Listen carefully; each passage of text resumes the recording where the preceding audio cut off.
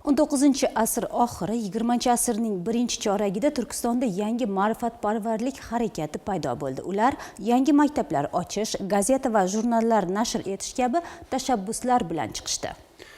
Bugun oradan bir asrdan oshiq vaqt o'tgan bo'lsa-da, bugungi kunda ularning merosiga qayta e'tibor qaratilib, asarlari o'rganilyapti, nomlari qayta tiklanmoqda. Ana shunday jadidlar safida ilm-fan ravnaqi yo'lida xizmat qilgan siymolardan biri Xolid Said Xo'jayev ham bor edi.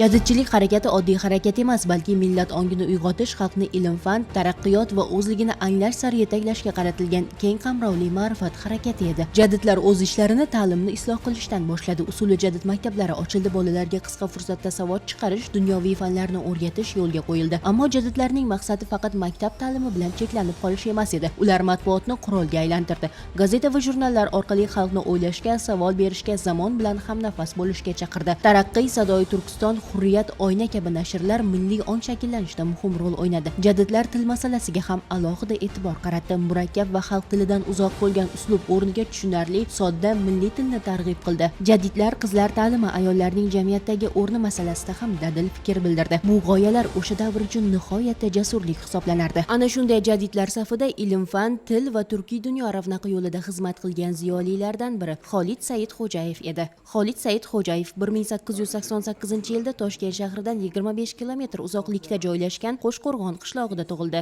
Avval qishloq maktabida, keyin Toshkent madrasasida tahsil oldi. 1905-yilgi inqilob va sharqdagi uyg'onish harakatlari uning dunyoqarashiga kuchli ta'sir ko'rsatdi. Ammo o'sha davrdagi konservativ muhit uni boshqa yo'l izlashga majbur etdi.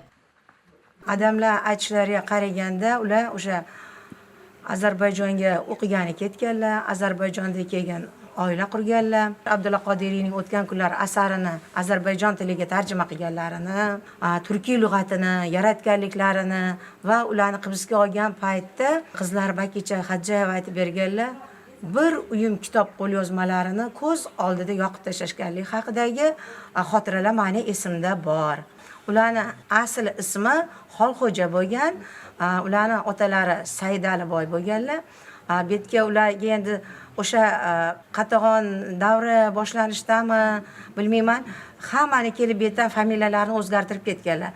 Saidaliyev bo'lgan betdagi aka-ukalarning familiyalari ular Aliyev qilib ketganlar.